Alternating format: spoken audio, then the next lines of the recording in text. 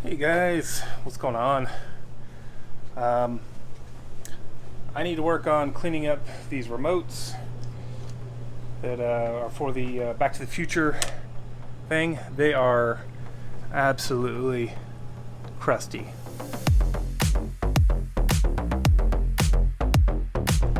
And we don't want them to be that way.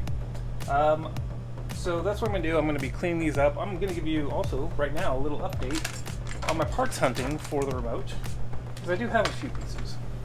First up, I got the big red switch that goes on the side. I got the 9-volt battery holders that go on the back. There's 4 of them, actually 2 per package. I got 2 packages. And then I got the this button. It's the wrong color lens, but I'm having a hard time finding one that is a red lens that says the word stop on it, so I got some tricks. I'll see what I can do. But that's where I'm at.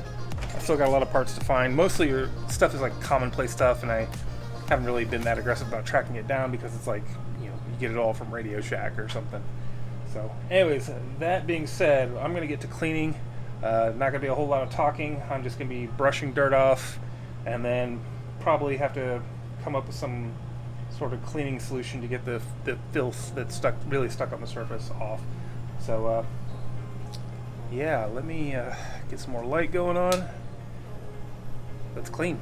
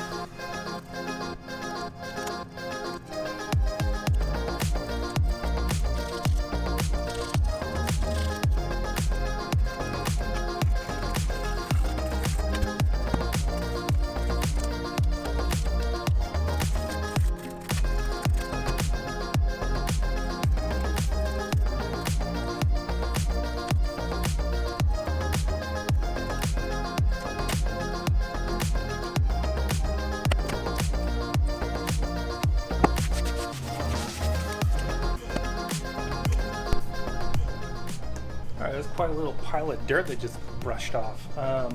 There's still like a film of some sort of filth on here. I'm still just working on this first one, which is the extra one, not the one I'm keeping. So what I'm going to try is, I got this Power Shot electric motor cleaner spray. I'm just going to try squirting a touch on there, and then I got like these big Q-tips, and then I got these other little spongy swab things. Gonna try to use those to try to gently lift off some filth. It should be, electronics safe. Cleans bearings, electric motors, various metal RC parts, VOC compliant. I don't know. Gonna try that. I barely have anything in this can. It's barely there, so might have to come up with something else when I do my own remote. We'll see.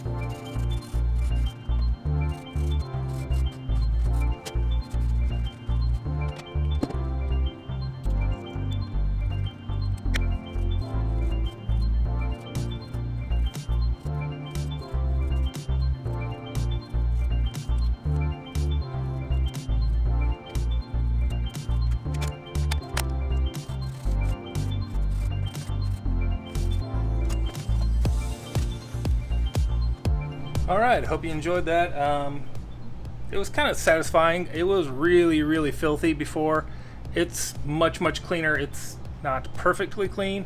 I think in order to do that, you'd actually have to disassemble the whole thing and like scrub each part, because it's really hard to get around like all the switches and stuff like that. And I did my best to kind of force like steel wool or a paper towel or a brush in there to get the grime off of it, but like that stuff is stubborn, and I'm suspecting that if this was actually used, it has a little bit of the 2-cycle oil that is in the fuel for the like RC helicopters and planes. I used to fly, or used to have one, an RC plane, and that oil, if it gets on something, it doesn't like to come off. And the fact that it's probably been sitting on here for 20 years or more, probably more like 40 years,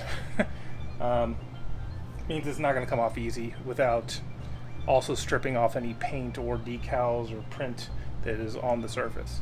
So I got what I could. It is far, far better than it was. I did not do my own. I just did the Ian's. This is the extra one. So I think he's going to have this for sale soon-ish, probably before I get the video edited. Maybe sold before then. Who knows? I don't know why I keep setting it down. I really want to rip that plastic off, the protective plastic, but I'm going to leave that for somebody else. That's somebody else's plastic to rip off. Anyways, guys, that's going to be it for this video. I'll see you guys on the forums. I'll see you guys on Facebook. You can hit me up on those places. I also have my blog, propchopshop.com. If you are interested in any of the tools I used, I will put links to things that, if I can't find the exact one, I'll find you something similar. And you can hit those up in the description below. And if you click on them, I make a tiny little profit on that. And it doesn't cost you anything. It's all Amazon links. So anyways, that'll be it. I'll talk to you guys later. Bye.